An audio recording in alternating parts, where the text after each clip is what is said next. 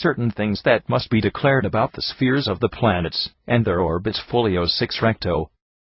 The distinction between celestial and elementary orbits. The entire corporeal creation of the world consists of two things, namely, the celestial, ethereal, and the elementary natures, regions.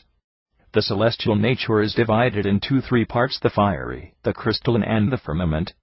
Within the firmament, which is the starry heaven, are comprehended the 7 orbits of the 7 planets: Saturn, Jupiter, Mars, the Sun, Venus, Mercury, and the Moon. By the crystalline heaven is to be understood the first part of the first material, that, according to the learned, was formed into 2 orbits. The upper of these is called the prime mover, prime immobile. The nature of these orbits is this: they all move except the fiery one, which is at rest. But the elementary nature, region, is divided into 4 spheres: fire, air, earth, and water. The fiery one has 3 distinct parts: the upper is fiery, and the middle and lower are light. The air also has 3 distinct parts: the upper which shines, while the middle and lower are airy. In the upper part are warmth and light. Because of the proximity of the sun there is light in the lower part also, but only by reflection from the earth. But the middle part, which this reflection does not reach, is cold and dark, and therein are said to reside the devils, who have been banished to this dark atmosphere. Therein are also to be found such elemental disturbances as thunderclaps, hail, snow, and the like. Out of this you may gather 12 orbits that surround the earth and the water, all of which may be said to constitute the heavens. But all these are surpassed by the heaven of the Trinity, the God, who is in everything, and over everything.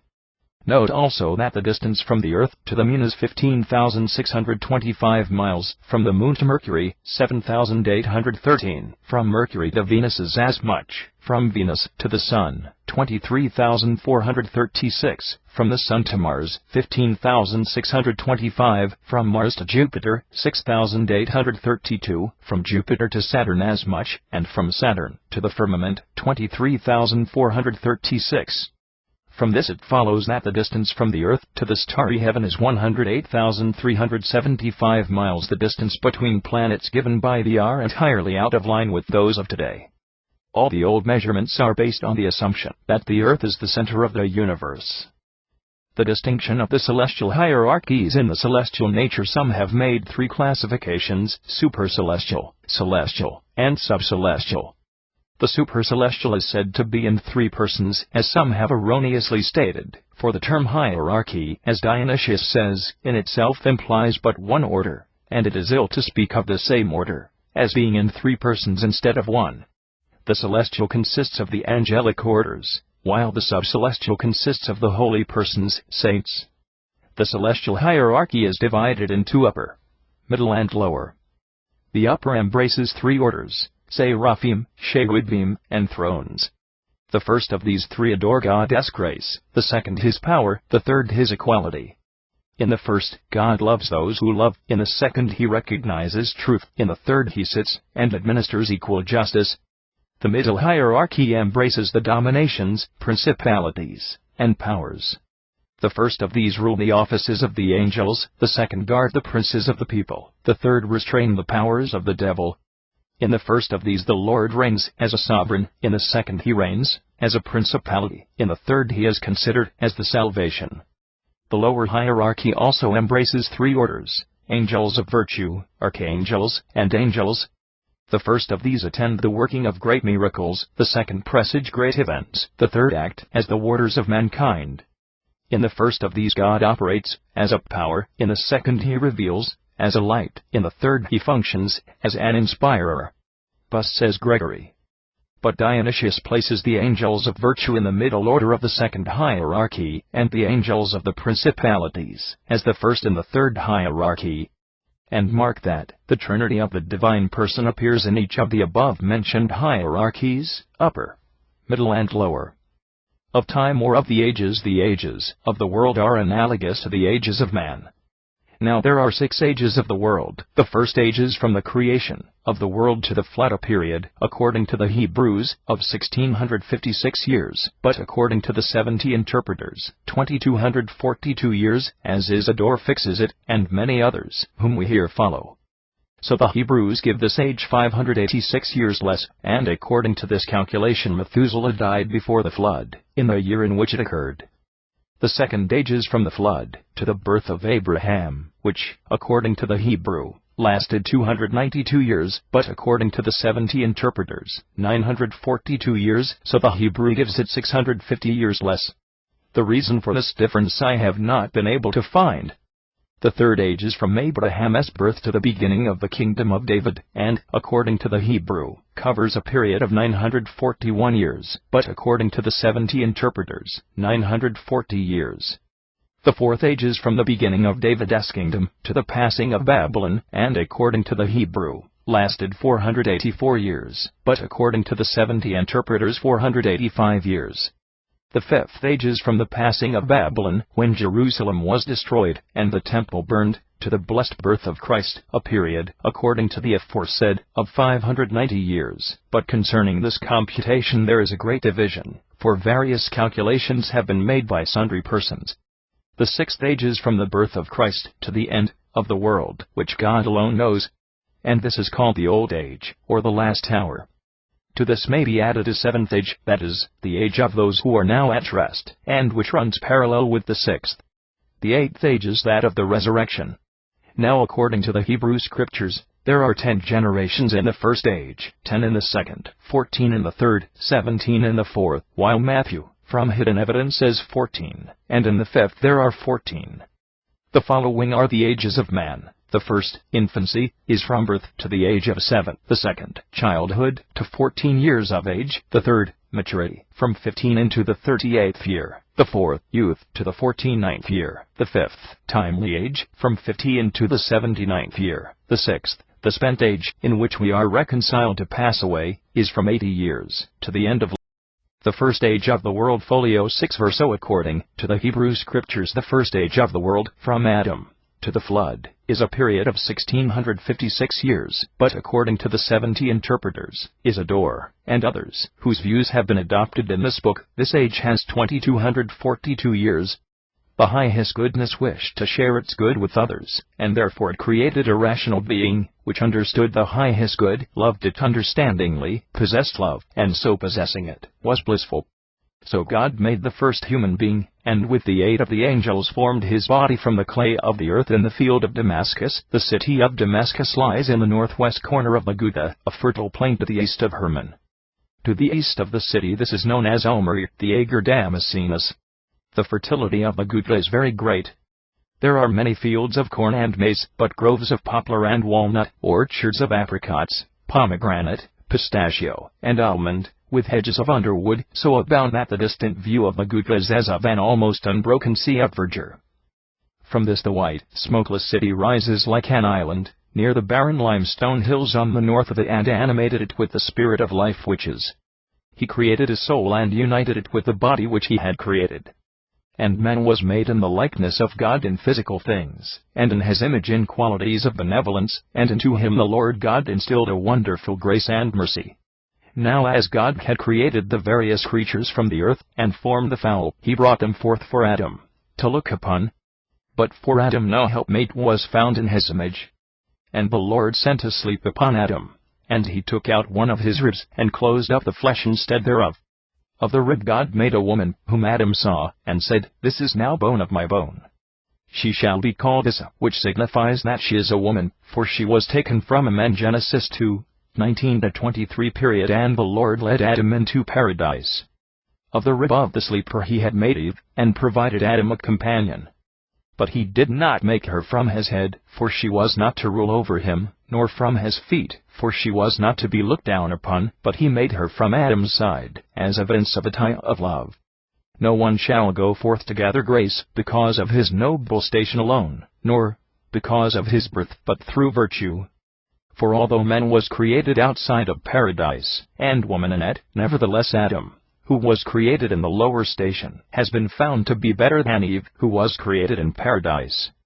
And so God, the highest artificer, did on the 6th day of the world, on the 25th day of March, after the creation of the animals of the earth, and of all creeping things and fowl, finally create the first man out of a ball of red earth or clay, in the field of Damascus, and him he gave dominion over all creatures.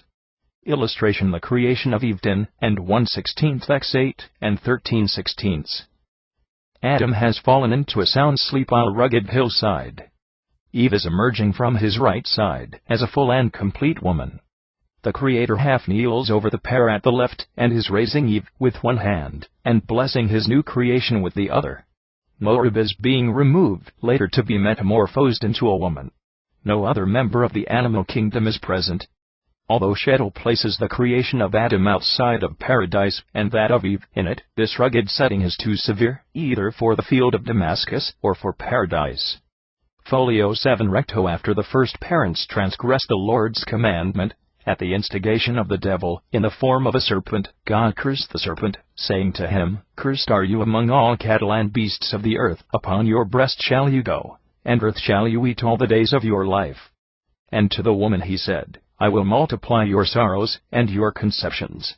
In pain you shall bear children, and you shall be under your husband's power, and he shall have dominion over you." And to Adam he said, "Cursed is the earth of your work, out of it you shall eat. Thorns and thistles shall it bring forth for you. In the sweat of your face shall you eat your bread, until you return to the earth from which you were taken."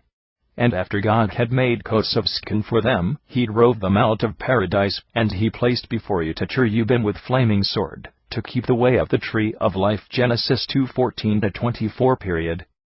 Now as Adam, the first man formed of the clay of the earth, and apparently 30 years of age, when the name Eve was given his wife, ate of the fruit of the forbidden tree which she had handed him, they were driven from the paradise of pleasure into the land of the accursed, where, according to the judgment of the Lord, Adam was to till the soil, and eat as bread, in the sweat of his face, and Eve was to live in want, and bear children in pain.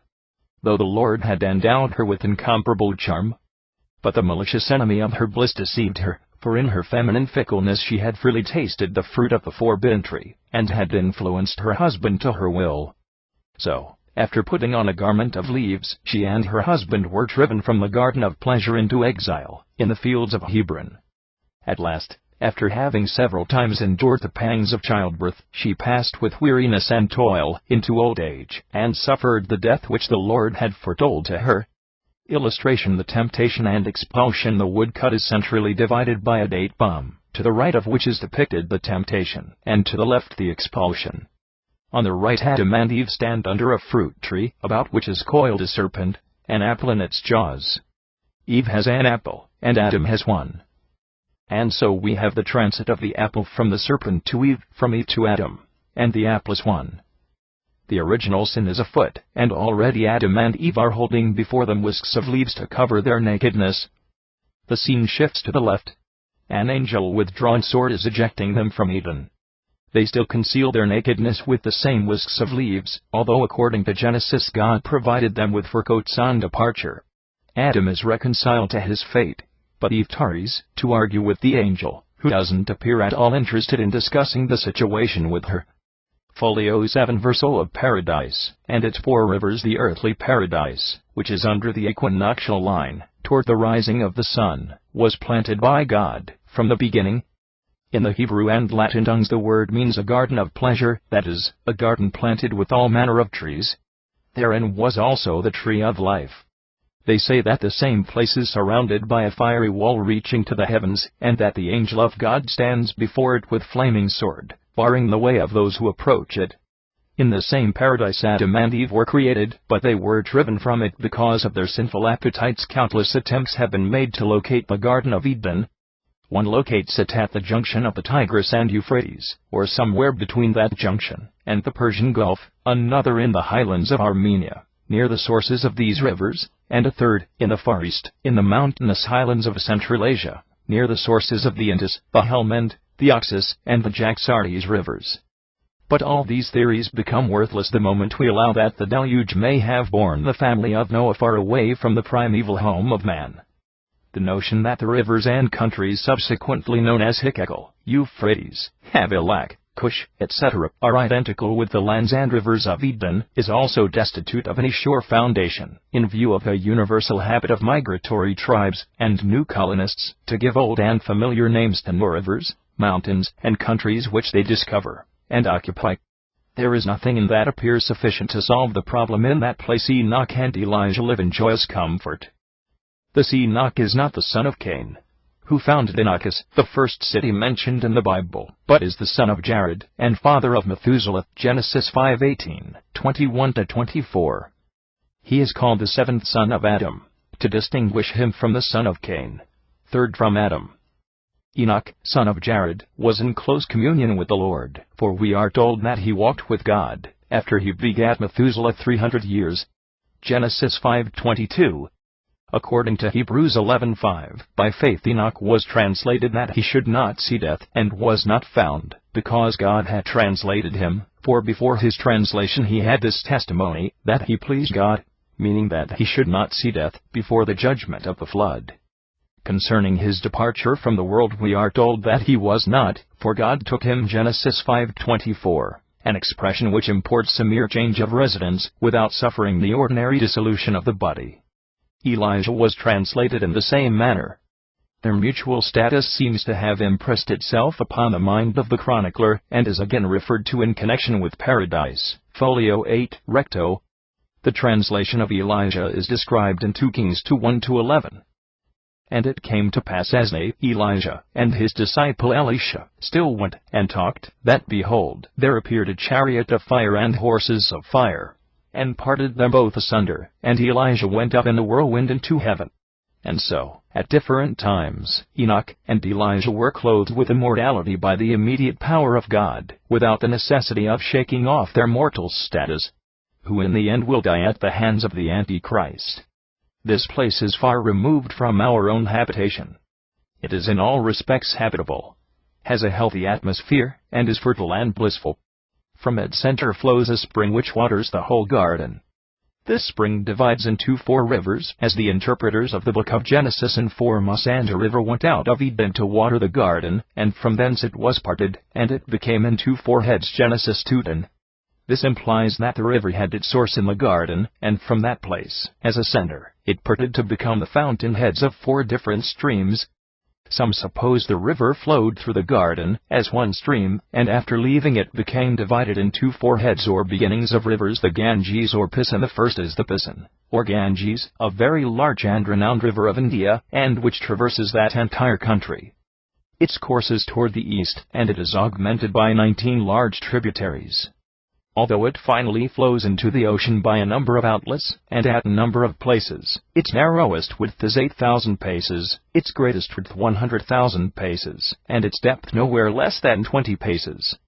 It is said that against this river Cyrus, the Persian king, presently forgetting his other undertakings, waged an unprecedented war. For when he selected from among his royal horses the most splendid, best conditioned, and trustworthy steed to swim through this river, but saw both horse and rider engulfed by a whirlpool, and drowned, he became enraged, so it is said, and he determined to make this river, which had swallowed up his horse and its faithful rider, so small and shallow that its waters should hardly reach the knees of women wading in it. And his words were not without action, for he concerned himself with this work for an entire year. Without hindrance he divided the river into 460 streams, and it is said that, like the Nile, the river became enlarged at certain times of the year, fertilizing the fields lying about it. The name of the first river is Pison, that is it which compasseth the whole land of Havilah, where there is gold. And the gold of that land is good, there is bdellium, and the onyx stone. Genesis 2:11-12. The chronicler assumes that the Pison, which he calls the Ganges or Pison, is the Ganges River. The name Pison occurs nowhere else in the scriptures, and what the basis of the author's assumption may be is hard to say. Some claim that Pison refers to the Persian and Arabian Gulfs. The name Havilah, mentioned in the Bible text, from which the chronicle narrative is abridged, occurs in Genesis 7 as the name of a son of Ham, and in verse 29 as that of a son of Shem. Nothing would have been more natural than for the sons of Noah to transfer antediluvian names to their children.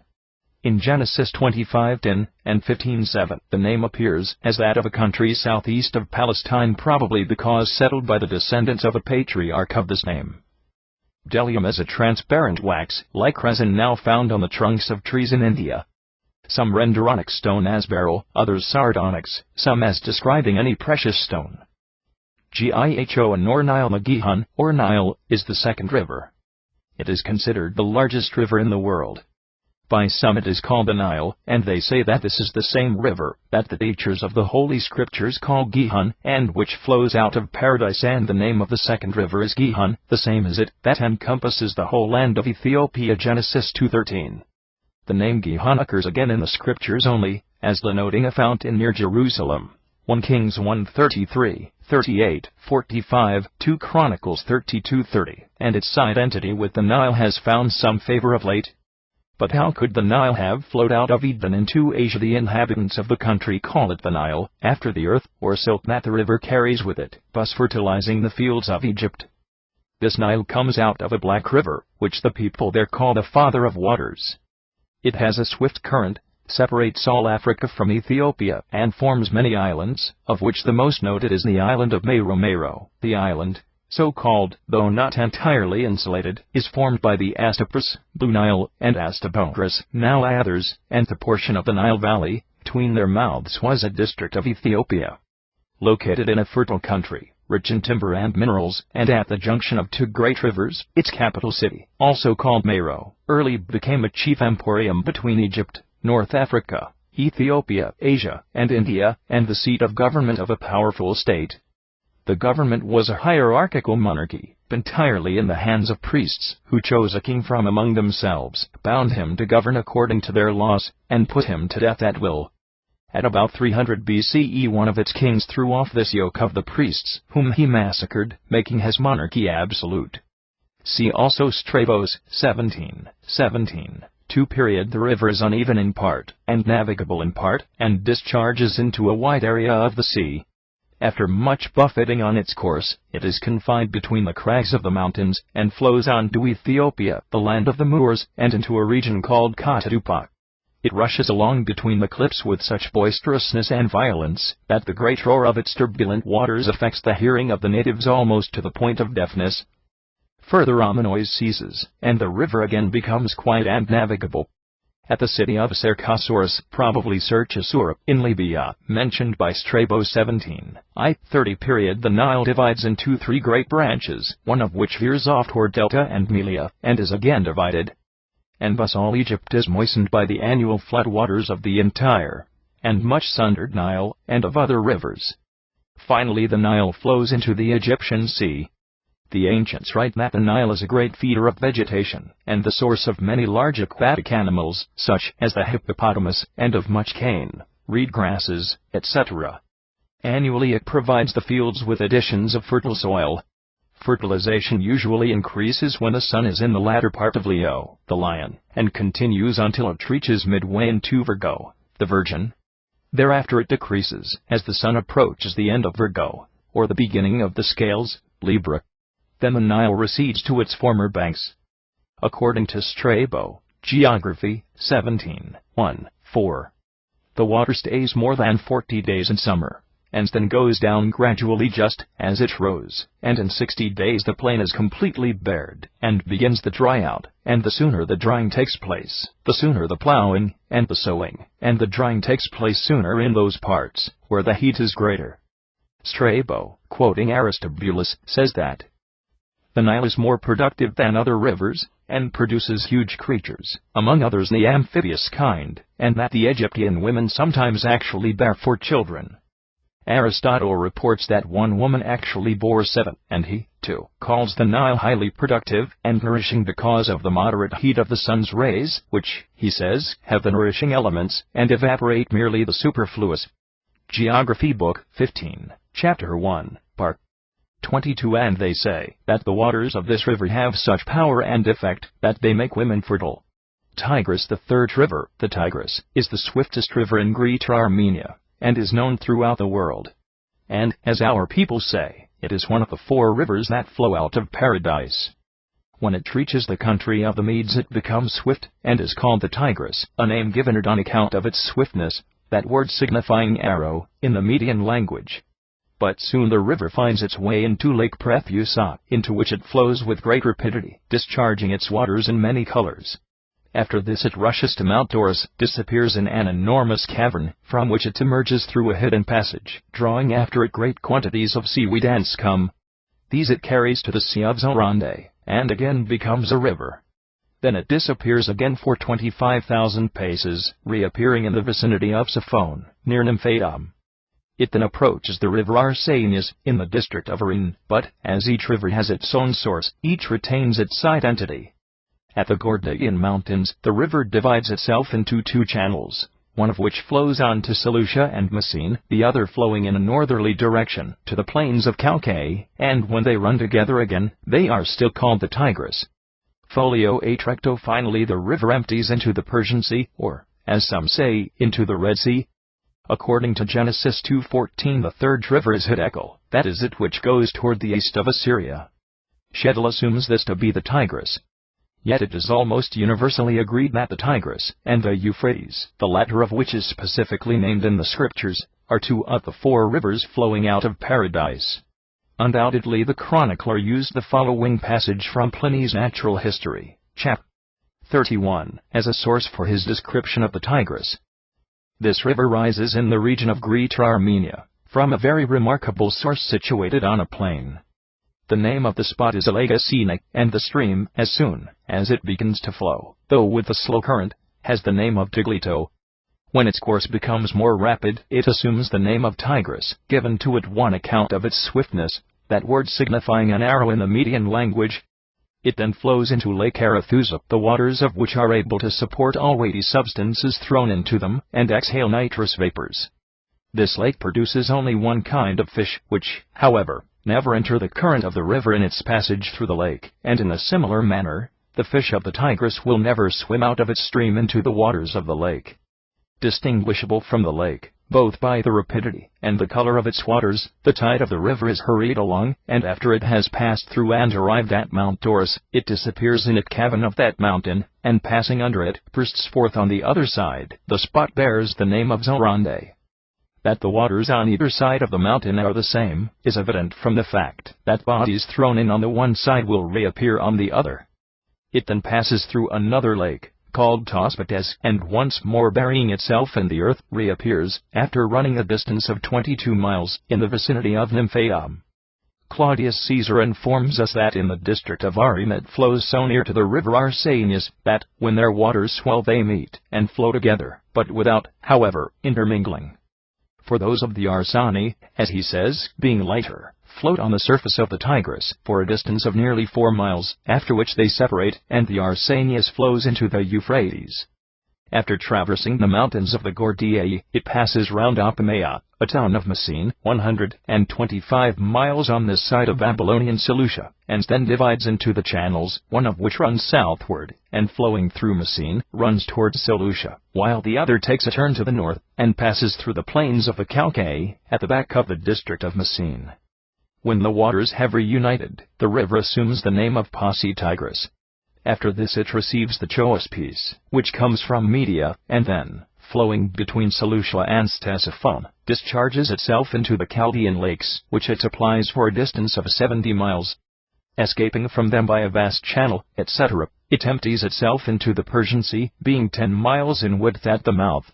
Euphrates, and the fourth river is the Euphrates, Genesis 2:14, called the fruit-bearer. It is in great renown among the rivers. Some say that its source was in Paradise, others, that it arises in Mount Parakathras, in Greater Armenia, not far from the source of the Tigris. And as it receives the waters of its confluence, and gains in volume, it becomes more powerful in its course, toward the Taurus Mountains.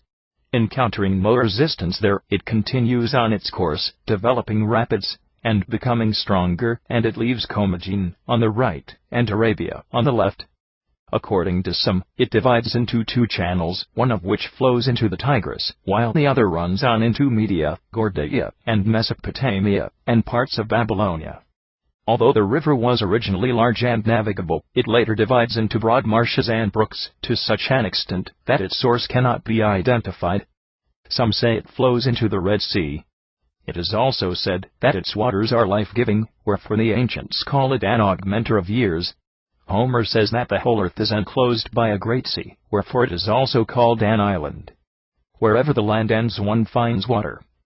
The sea flows from the west, passing Europe, on the left, and Africa, on the right.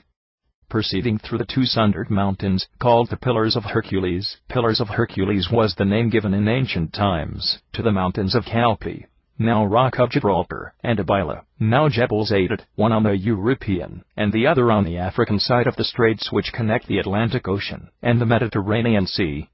The name Gibraltar, also applied to the straits in modern times, is derived from Jebel Tarik, or Gebel Tarik, meaning Mount of Tarik. Tarik was the name of the one-eyed Berber or Moorish conqueror, who landed there on April 30, 711 CE. To commemorate his victory he called the giant rock by his own name, which has been retained in the modern Gibraltar. These two great promontories the ancients called the Pillars of Hercules, from the fable that they were originally one mountain, which was torn asunder by Hercules. It flows between Mauritania, the land of the Moors, and Spain, and spreads out as a sea in an easterly direction. And so there are two seas, one that encompasses the earth, the other that flows through it. These two seas bear various names, depending on the countries, islands, regions, cities, and communities which they pass, or touch. There was once a doubt whether the earth could be circumnavigated. For instance, Strabo contends that neither the southern seas, because of the unbearable heat, nor the northern seas, because of the cold, can be navigated. But Julius Solinus, the historian, states that the entire sea, surrounding the earth from India to Spain, back of Africa, is navigable. Moreover, Pliny of Verona cites several different instances of navigation in these regions. He states that a number of merchants, mentioned in his books and writings, with cargoes of merchandise, were seen, destined from Spain to Ethiopia, the land of the Moors. Concerning the northern sea there has been great controversy, although it is known that under the auspices of the Emperor Augustus this sea, which in large part adjoins Germany, was navigated as far as the Sizubri. So also, in the reigns of Seleucus and Antiochus, the Caspian shores were explored by the Macedonian army, and in a short time the entire northern regions were navigated. To this Pliny testifies on the authority of Cornelius, according to information given by the king of the Suevi, to a Roman proconsul of Gaul. He speaks of certain merchants of India, who for purposes of trade, sailed from India, and were driven to the coast of Germany, by tempestuous seas. Otto, the historian, states that during the reigns of the German emperors, merchants sailing from India were captured, having been driven from the Orient to the German coast by violent storms. But, as some maintain, this simply could not have happened, because the northern sea was frozen and unnavigable. Folio 8 Verso. What the doctors of the Holy Scriptures maintain concerning paradise: this region, called Damascenus, is a realm of bliss, higher than the earth, tempered with the purest air, and everywhere dressed with flowering plants in good keeping. As Isidore says, it is planted with every species of fruit-bearing trees. It is not hot, but has a constant temperate climate. Out of the center runs a spring, that waters the woodlands throughout. As the Master of History states in his Beginning of the World, paradise faces the east, and is located so high that the waters of the flood did not reach it. Strabo, Greek geographer and historian, was born c. 63 BCE, at Amasia in Pontus, a city which has been much Hellenized. He studied under noted masters, visiting Rome early in life. Although he had seen comparatively small portions of the regions he describes, he traveled much. His is the most important work on that science left us by antiquity. It consists of 17 books, dealing with the various countries in Europe, Asia, and Africa. He chiefly employed Greek authorities, the Alexandrian geographers Polybius, Posidonius, and Theophanes of Mytilene, the companion of Pompey. He probably amassed his material in the library of Alexandria, and made comparatively little use of Roman authorities. N. Bede 672, or 673 to 735, English historian and theologian, commonly called the Venerable Bede, earned for himself the title Father of English History. By his say that it extends into the orbit of the moon, but others maintain that it does not. It is a most wholesome place, longer and broader than the earth and sea, and if man had not sinned, God would have enlarged it to accommodate all persons. The trees of paradise never lose their foliage, and Enoch and Elijah will tarry there unmolested until the day named by the master historian. As Bede says, the place is so high that no one can reach it. It extends into the upper region of the air. The waters precipitated from it make such a roar, that the people who live in the vicinity lose their hearing. According to Basil and Ambrose, these waters flow out of a spring in paradise, giving birth to 4 rivers, namely, the Pison or Ganges, the Gihon or Nile, the Tigris, and the Euphrates. Paradise is a well-ordered place, and is located in the east, directly below the scales and the ram, and therefore the sun passes through the middle of paradise twice a year. The air is most subtle and quiet, and the nights are always the same. Elijah and Enoch can see both poles. The trees bear twice a year, for each year has 2 summers and winters. Our longest day and shortest night is the depth of their winter, while our equal days and nights are their midsummer. Marcianus, Greek geographer, was born about 400 CE. 2 of his works have been preserved in more or less mutilated condition, intended as a complete description of the coasts of the eastern and western oceans and Mediterranean. A meager epitome of a similar work by Menipause of Pergamum says that India has 2 summers and winters. So it appears that this place is the highest point of the earth, the most celestial, most temperate, most regulated, most blissful, and most fertile, and no doubt it also has a garden of all pleasure, for here are verdure, pleasing flowers, herbs agreeable to the taste, fresh spring waters, shade trees, fruit in abundance, and the songs of birds. For the adornment of paradise God also planted 3 kinds of trees, as Isidore and Augustine state, namely, the first, to sustain life, and of which God commanded and said, "Of every tree of the garden you may freely eat"; the second, planted by God, to ensure obedience, the tree of knowledge of good and evil, of which God forbade them to eat. But our first parents did not keep this commandment, and therefore, after partaking of its fruit, their eyes were opened, and their mutual desires were aroused, something to which their eyes had been closed, as Augustine states. And now, as they became conscious of the temptations of the flesh, and of the desires working within them, and realized that they had deprived themselves of grace, they made garments of fig leaves to cover and protect themselves. However, it is not to be understood that the sin of Adam and Eve consisted in the fruit of the tree, nor in its enjoyment, as Augustine states, but in the unlawful desires which contravene the divine mandate. For it is one thing when something is forbidden as sinful, and another when it is sinful, because it is prohibited. This is an elementary legal distinction between acts inherently wrong, mala, in se, and acts which are wrong merely because they are forbidden, mala prohibita. Murder is an example of the former, while poaching in violation of game laws, or smuggling in violation of the revenue laws, are examples of the latter. The first class includes such offenses as we are in conscience bound to abstain from, apart from their being prohibited by statute, and this was the case here. The tree of knowledge of good and evil was so called because of what ensued upon its enjoyment, for soon after partaking of its fruits they discovered the evils of weakness and illness, and the opposition of the flesh to reason. And they came to recognize the benefits of good health, strength, and obedience, just as the doctor recognizes the plague not only by attendance upon the sick, but by suffering from it himself. What he knows of his art, he afterward learns by experience, for he who does not taste the bitter soon tires of the sweet. The third is the tree of life.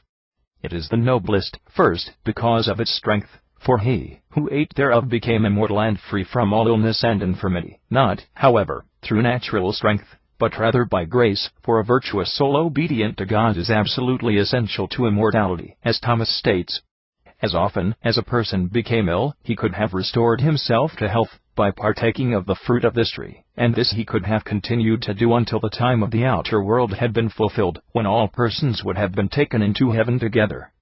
And it is the noblest, secondly, because of its location, for it stands in the middle of paradise as the most precious and worthy, like the heart of a creature that lies in the middle of its body, giving life to the whole, like the cross of Christ which gives life to the entire world, and draws all things unto itself. Thirdly, because of its holy significance. As Augustine says, the tree of knowledge of good and evil represents freedom of will, while the tree of life personifies Christ. After man's fall, the approach to this region was girded about by a fiery wall reaching to the heavens. The cherubim, which is a guardian angel, was stationed on the walls to ward off the evil spirits. The flames bar out mankind, and good angels drive away bad angels, and thus neither flesh nor spirit can gain admittance. 2 distinct elements of the immortality of men are involved in the status of innocence. 1. The internal sustaining strength of the soul which was received from God. 2. The external, which consisted in partaking of the fruit of the tree. This fruit also gave mankind long life, even after his fall, as Augustine states. But this partaking of the fruit of the same tree was prohibited to man, after his fall, and for that reason, according to the 3rd chapter of the book of creation, the angels are spoken to in the passage, where it is said that should Adam eat of the fruit of the tree of life, he would live on forever, which is a very long time. And with the St. Thomas is in accord. Folio 9 Recto Adam, the pious man, was illustrious all the days of his long life for his spirit of prophecy, and his great works of penance. He enjoined his children to righteousness, and to refrain from social intercourse and intermarriage with Cain, and his children. Although our first father caused us to be excluded from paradise by a single sinful act, he set us a good example by his piety and contrition in order that we might be restored to the bliss of the heavenly kingdom. But he who does not follow that example has no just cause for complaint. According to Comester, Peter Comester, the surname Comestor means devourer, and was given to Peter, in his lifetime, because he was a great bookworm, was the author of, written in the 12th century. It was widely read during the Middle Ages, and remained popular into the 15th century. Peter's text utilizes the Bible's texts from Genesis to the Acts of the Apostles, combined with numerous secular authors from the classical and medieval worlds. In his creation of a sacred history, Adam had 30 sons, and as many daughters beside Cain and Abel. Adam was Cain's father and father-in-law, for he took to wife Calmana, his sister. Augustine states that Adam died at the age of 930 years, after 30 sons had been born to him, and was buried at the place called Calvary, near Jerusalem. There he rested for some time until his body was taken to Hebron, the soil from whence he came. Anastasius and the Hebrews are also of this opinion. It was proper that Christ should there submit his body to death, where the head of the human race was destroyed, and that our mortality should begin where destruction was sown, and so the medicine suited the disease. Augustine says that God founded the human race on a single individual in order to indicate that he desired unity among many. This observation is very useful to the chosen ones, who are to be associated with the holy angels in eternal peace. But mankind has so declined through his cruelty and sin, that the rational animals, by comparison, live with one another in greater security and peace. Lions and dragons have never waged among themselves the wars that mankind has. God loves the bond of unity.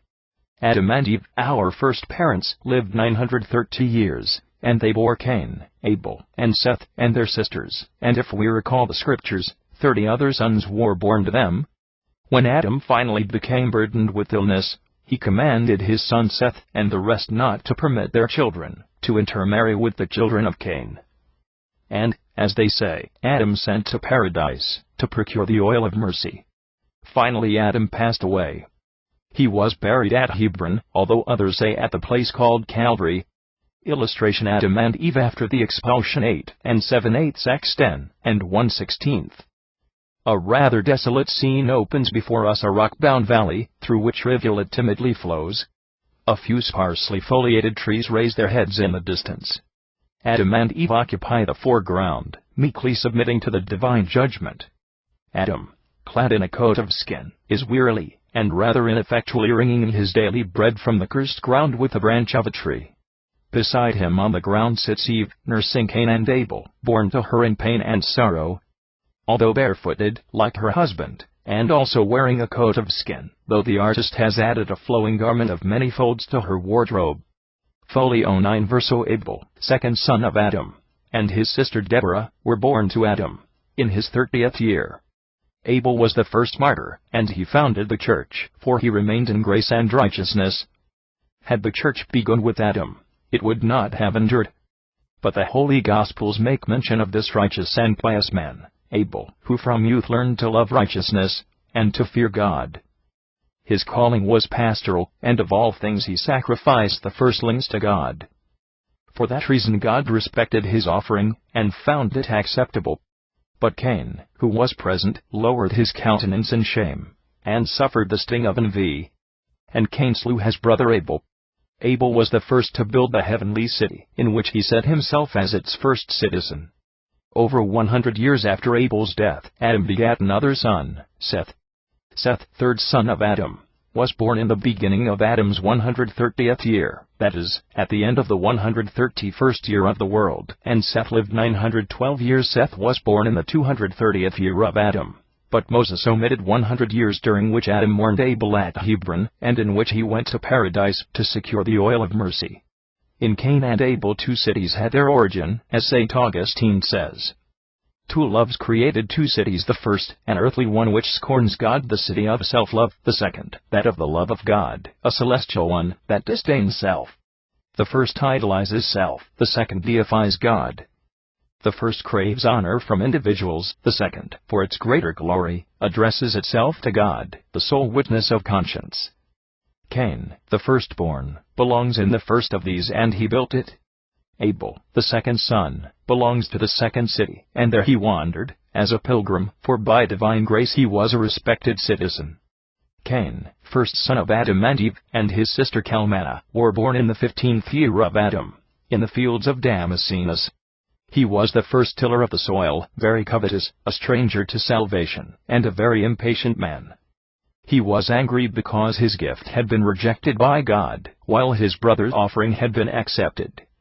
Moved by envy, he led his brother into a field, and slew him. Therefore God condemned him to wander about as a fugitive for the rest of his days. And while Cain, now burdened with years, was sitting in the brushwood, he was slain with an arrow by his great-grandchild Lamech, who, blind with age, had been guided in the chase by a child, and had mistaken Cain for a wild animal.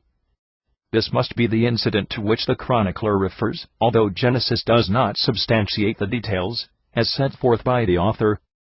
I have also here included many things, transactions, and narratives of various kings and peoples, also the accomplishments of great cities, as well as eminent persons of whom the teachers of the stars have availed themselves, from Adam to Alphonse.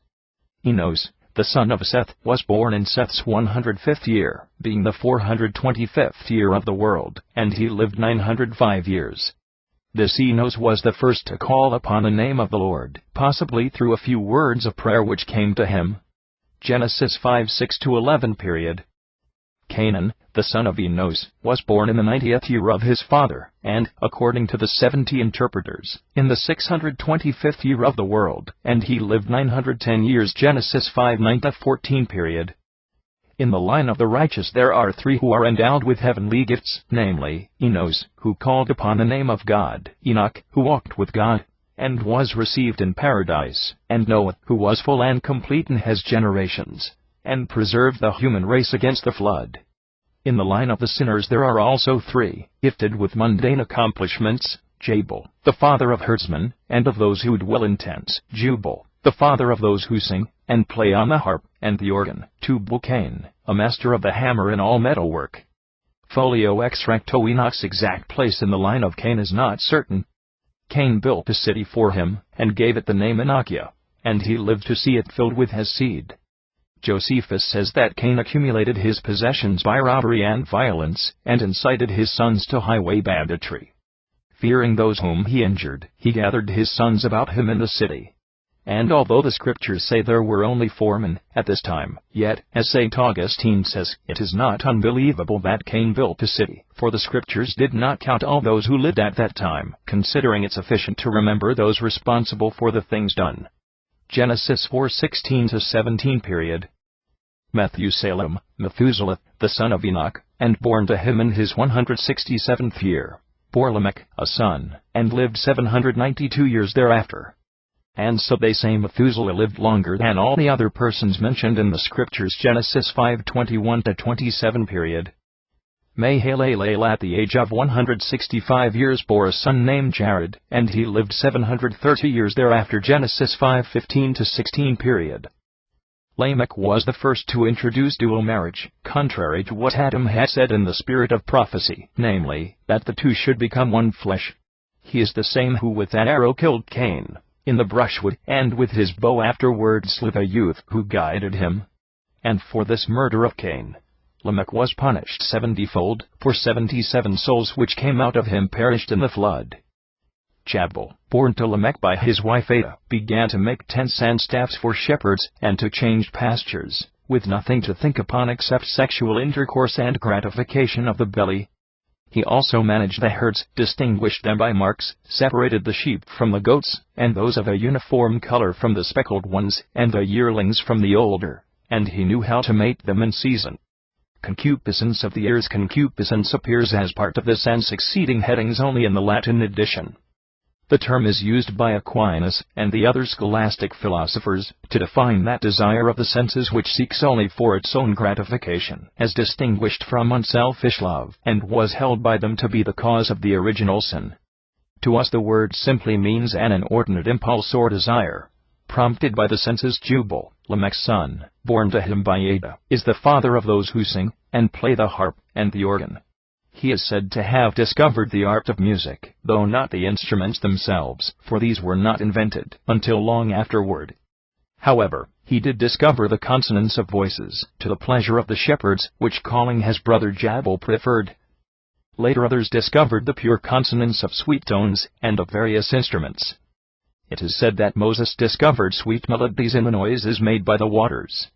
However, others say that melody was first discovered in Arcadia, through the use of long and short reeds. But Laertio says that it was discovered in the time of Pythagoras the Wise.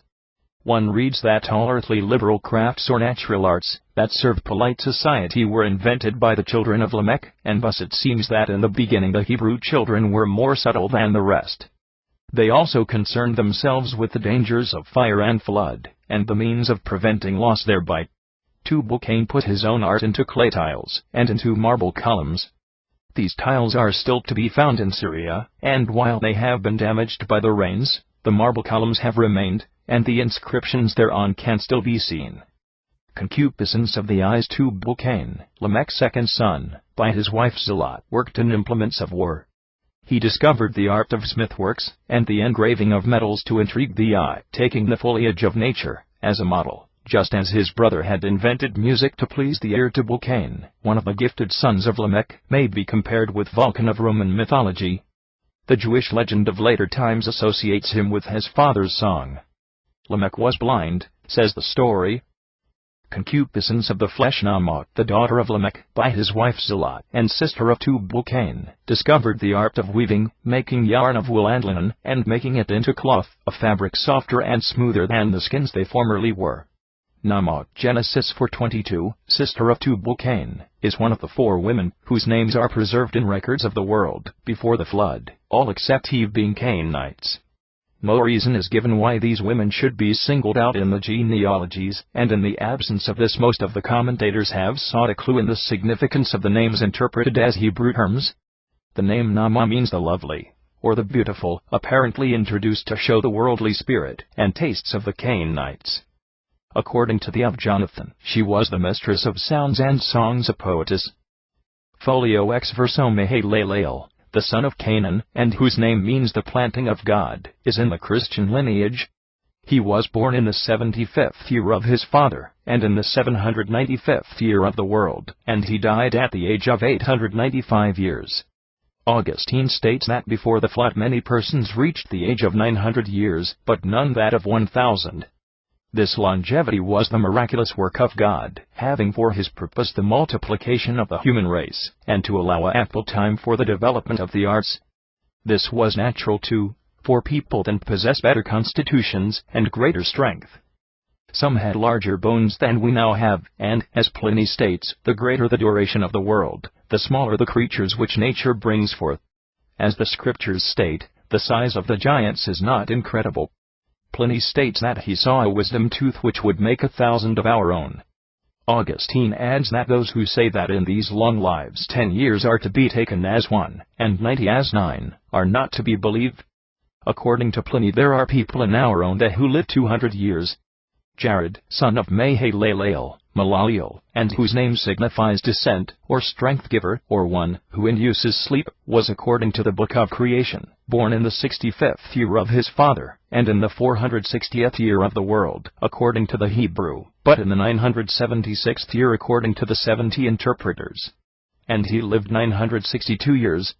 Augustine says many were born to Seth and Cain, whom the scriptures hurriedly passed over as they approached Noah, where both generations, and the realm of God and of the devil are distinguished, and where Abraham received the solemn pledge that Christ, who is the beginning and the end, would be born. The scriptures do not mention all who were born first, for, although Cain knew his wife and Enoch was born, it is not to be concluded that Enoch was Cain's firstborn. And so with the others. In these times the children of Seth, who were very pious men, and persevered in the commandments of their fathers, in the simplicity of their hearts, suffered much at the hands of the evil children of Cain, who had succumbed to all the desires of the flesh. Enoch, son of Jared, according to the book of creation, was born in the 162nd year of his father, and according to the Hebrews, in the 622nd year of the world, but according to the 70 interpreters, in the 1122nd year thereof. He lived 365 years. Enoch, seventh from Adam, pleased God, and was drawn up into paradise.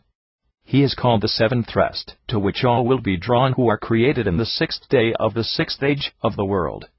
His body and soul at rest. Enoch lives in paradise with Elijah, and will do so until the time of the Antichrist, when they will come forth to defend the faith, finally receiving the crown of martyrdom. The Apostle Jude in his epistle states that Enoch wrote certain things, in the time of the accepted faith, that had been rejected by the fathers.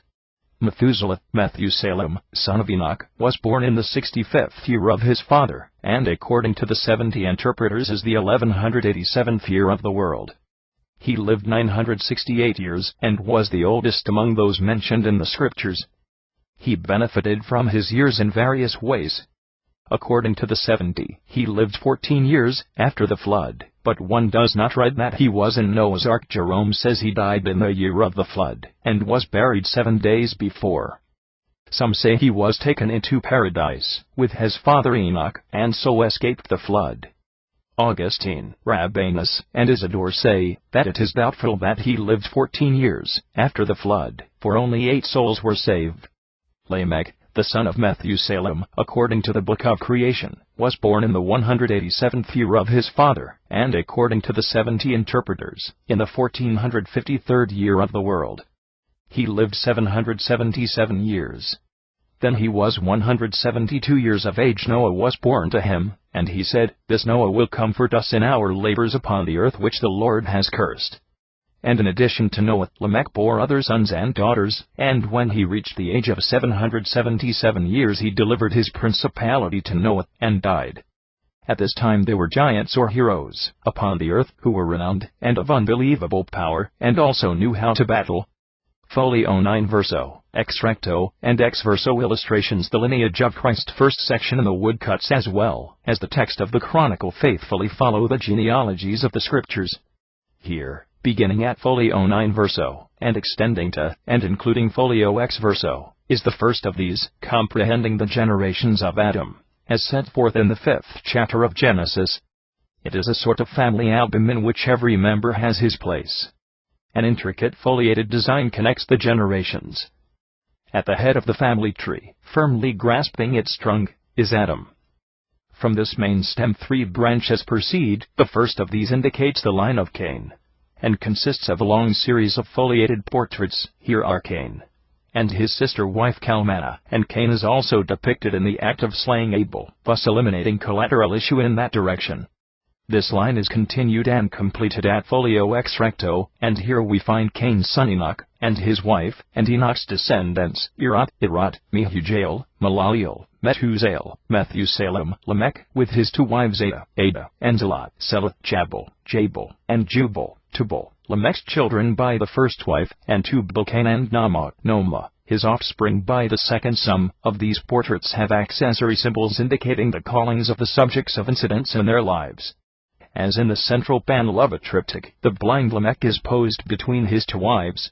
He holds the bow and is pointing the fatal arrow which killed Cain, in the brushwood. Strangely enough, the upper part of the bow is about his neck, possibly the artist's naive way of indicating how carelessly a blind man might handle an implement of the chase. Folio ex recto. At the lower left of the foliated page is Jabal, the father of those who dwell in tents, and of such as have cattle. He carries a substantial crook or club in token of his calling. Beside him is his brother Jubal, who plays on a portable medieval organ with one hand, while he works the bellows with the other. for he is the father of such as made music on the organ and the harp. At the lower right is Tubal Cain, the instructor of every artificer in brass and iron. He holds the tongs in his left hand, and is wielding a hammer with his right. And what a grim old smith he must have been! Beside him in the stool portrait is his sister Nama, working a shuttle in token of her calling, as the first spinner and weaver mentioned in the Bible. We return to the previous page, folio 9, verse 0. The brief span of Abel is indicated by a single foliated portrait in the third column. Abel is kneeling in prayer, the sacrificial lamb on the altar beside him. Behind him, also in an attitude of prayer, stands his sister Deborah, The favored line of Seth proceeds directly down the center column of folio 9 verse 0, and is completed on the verse 0 of folio X. Here is Seth and his wife Deborah, followed by their descendants Enos, Canaan, Mahalalel, Malaliel, Jared, Jareth, Enoch, Methuselah, Methusalem, and Lamech, who was the father of Noah, with whom the second age of the world begins. There are strong resemblances and contrasts between the lines of Cain and of Seth. Enoch and Lamech occur in both. Note the resemblance between Cain and Canaan, Irath and Jared, Methuselah and Methuselah and Mahalalel. Yet there is a marked difference in their significance. Cain a decline, Geniv, Adam, man of the earth, Cain, begotten, Enoch, initiating, or initiated, Irath, city dweller, Mehujael, smitten of God, Methuselah, man of God, Lamech, the strong, Ada, ornament, Zillah, song, Nama, loveliness, Jabal, wanderer, Tubal, player, Tubal Cain, lance forger. Seth the decline, General V, Adam, man of the earth, Seth, appointed, Enos, weak man, Canaan, possession, Mahalalel, praise of God, Jared, condescension, Enoch, initiated, Methuselah, man of the dart, or man of growth, Lamech, the strong, Noah, rest. The following tabulation, paralleling the Hebrew and Samaritan texts, and the Septuagint, is also helpful and interesting in following this first genealogy pictured in the Chronicle. The table is taken from Wetton's Commentary on the Old Testament, ed. 1899, Voli, page 112. It gives the chronology of the Scythic decline according to three versions of the Scriptures. Hebrew text, the Pentateuch of Moses, in its original form. Samaritan text, which in point of age furnishes the earliest external witness to the Hebrew text. This is really not a version, but merely the text of the Pentateuch, as preserved by the Samaritan community, since the time of Nehemiah, circa 432 BCE. Septuagint, the work of the 70 or more translators, or interpreters, who put the text into Greek, for the benefit of the Greek-speaking Jews of Alexandria, in the 3rd century BCE. Strictly, the name applies to the Pentateuch alone, but, as the translations were gradually extended to include the other books of the Old Testament, it now comprehends that entire work. The existence of the Septuagint, as a whole, may be assumed for the 1st century CE, at which period the Greek version was universally accepted by the Jews of the dispersion as Scripture, and from them passed on to the Christian Church. It will be noted that the following table entirely ignores Cain, whose lineage perished in the flood, as well as Abel, who was cut off without issue. Ignoring these futile lines, it assumes Adam's third child to have been his firstborn. Sheddel vouchsafes us the information that Cain was born of Adam and Eve when his parents were only 15 years of age, and Abel 15 years later. The numbers in parentheses are the reading of the Codex Alexandrinus of the Septuagint.